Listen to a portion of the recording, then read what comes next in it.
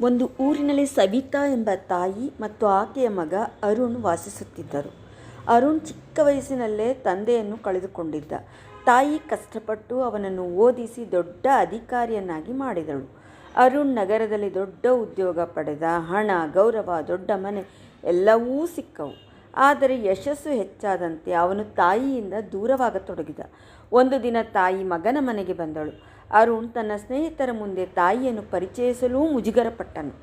ತಾಯಿ ಅದನ್ನು ಗಮನಿಸಿದರೂ ಏನೂ ಹೇಳಲಿಲ್ಲ. ಕೆಲವು ದಿನಗಳ ನಂತರ ತಾಯಿ ಊರಿಗೆ ಹಿಂದಿರುಗಿದಳು. ಹೋಗುವ ಮುನ್ನ ಒಂದು ಪತ್ರ ಬರೆದು ಇಟ್ಟು ಹೋದಳು. ಆ ಪತ್ರದಲ್ಲಿ, ಮಗನೇ, ನಾನು ನಿನ್ನ ಮೇಲೆ ಒಂದು ಕೊನೆಯ ಪರೀಕ್ಷೆ ಮಾಡುತ್ತಿದ್ದೇನೆ. ಅದರಲ್ಲಿ ನೀನು ಉತ್ತೀರ್ಣನಾದರೆ ನನ್ನ ಎಲ್ಲ ಆಸ್ತಿ ನಿನಗೆ ಸಿಗುತ್ತದೆ ಎಂದು ಬರೆದಿಟ್ಟಳು. ಕೆಲ ದಿನಗಳ ನಂತರ ತಾಯಿ ನಿಧನರಾದರು. ಪತ್ರದಲ್ಲಿ ಒಂದು ವಿಳಾಸ ಮತ್ತು ಒಂದು ಚಿಕ್ಕ ಸೂಚನೆ ಇತ್ತು. ಈ ವಿಳಾಸಕ್ಕೆ ಹೋಗು, ಅಲ್ಲಿ ನಿನ್ನ ಪರೀಕ್ಷೆಯ ಉತ್ತರ ಸಿಗುತ್ತದೆ ಎಂದು ಬರೆದಿತ್ತು. ಅರುಣ್ ಕುತೂಹಲದಿಂದ ಆ ವಿಳಾಸಕ್ಕೆ ಹೋದ. ಅದು ಒಂದು ಸಣ್ಣ ಅನಾಥಾಶ್ರಮವಾಗಿತ್ತು. ಅಲ್ಲಿನ ವ್ಯವಸ್ಥಾಪಕರು ಅವನಿಗೆ ಒಂದು ಹಳೆಯ ಡೈರಿ ಕೊಟ್ಟರು. ಡೈರಿಯ ಪ್ರತಿಯೊಂದು ಪುಟದಲ್ಲೂ ಅವನ ಬಗ್ಗೆ ಬರೆಯಲಾಗಿತ್ತು. ಇಂದು ಅರುಣ್ ಮೊದಲ ಬಾರಿ ಶಾಲೆಗೆ ಹೋದ. ಇಂದು ಅವನಿಗೆ ಜ್ವರ ಬಂದಿತ್ತು. ರಾತ್ರಿ ಪೂರ್ತಿ ನಾನು ಮಲಗಲಿಲ್ಲ. ಇಂದು ಅವನ ಮೊದಲ ಬಹುಮಾನ ಪಡೆದ ನಾನು ಅವನಿಗಿಂತ ಹೆಚ್ಚು ಸಂತೋಷಪಟ್ಟೆ ಎಂದೆಲ್ಲ ಸುಮಾರಾಗಿ ಅವನ ಬಗ್ಗೆಯೇ ಬರೆಯಲಾಗಿತ್ತು. ಕೊನೆಯ ಪುಟಕ್ಕೆ ಬಂದಾಗ ಅರುಣ್ ನಿಂತೇ ಹೋದ. ಅದರಲ್ಲಿ ಹೀಗೆ ಬರೆದಿತ್ತು: ನನ್ನ ಬಳಿ ಯಾವುದೇ ಆಸ್ತಿ ಇಲ್ಲ. ನನ್ನ ಜೀವನದ ಸಂಪತ್ತು ನನ್ನ ಮಗನೇ. ಅವನು ಈ ಡೈರಿಯನ್ನು ಓದಿ ನನ್ನ ಪ್ರೀತಿಯನ್ನು ಅರ್ಥ ಮಾಡಿಕೊಂಡರೆ ಅದೇ ಅವನು ಪರೀಕ್ಷೆಯಲ್ಲಿ ಉತ್ತೀರ್ಣನಾದದ್ದು. ಅರುಣ್ ಕಣ್ಣೀರಿಟ್ಟ. ಆದರೆ ಕಥೆಯ ನಿಜವಾದ ತಿರುವು ಇನ್ನೂ ಬಾಕಿ ಇತ್ತು. ಅನಾಥಾಶ್ರಮದ ವ್ಯವಸ್ಥಾಪಕರು ಮತ್ತೊಂದು ಪತ್ರ ಕೊಟ್ಟರು. ಅದರಲ್ಲಿ ಹೀಗೆ ಇತ್ತು: ಅರುಣ್, ನಾನು ಸತ್ತ ನಂತರ ನೀನು ಇಲ್ಲಿಗೆ ಬಂದರೆ ಈ ಅನಾಥಾಶ್ರಮಕ್ಕೆ ನಾನು ಹಲವು ವರ್ಷಗಳಿಂದ ಗುಪ್ತವಾಗಿ ಸಹಾಯ ಮಾಡುತ್ತಿದ್ದೇನೆ. ಅದನ್ನು ನೀನು ಮುಂದುವರಿಸಿಕೊಂಡು ಹೋಗಬೇಕು ಎಂದು ಬರೆದಿತ್ತು. ಅರುಣ್ಗೆ ಆಶ್ಚರ್ಯವಾಯಿತು.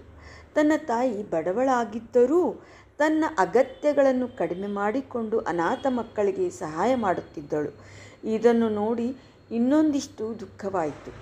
ಹಾಗೆ ಅವನು ವ್ಯವಸ್ಥಾಪಕರನ್ನು ಕೇಳಿದನು. ಆಗ ಆ ವ್ಯವಸ್ಥಾಪಕರು ಹೇಳುತ್ತಾರೆ: ಮಗು ಅರುಣ್, ನಾನು ಇನ್ನೊಂದು ತಿರುವಿನ ಸುದ್ದಿ ಹೇಳುತ್ತೇನೆ, ಕೇಳು. ಏನೆಂದರೆ, ನಿನ್ನ ತಾಯಿಯು ವಿಧವೆಯಾದಾಗ ಅವಳೊಬ್ಬಳೇ ಇದ್ದಾಳೆ ಎಂದು ತಿಳಿದು ಅವಳು ಈ ಅನಾಥಾಶ್ರಮಕ್ಕೆ ಬಂದು ಒಂದು ಮಗುವನ್ನು ದತ್ತು ಪಡೆದಳು. ಆ ಮಗು ಯಾವುದು ಗೊತ್ತೇ?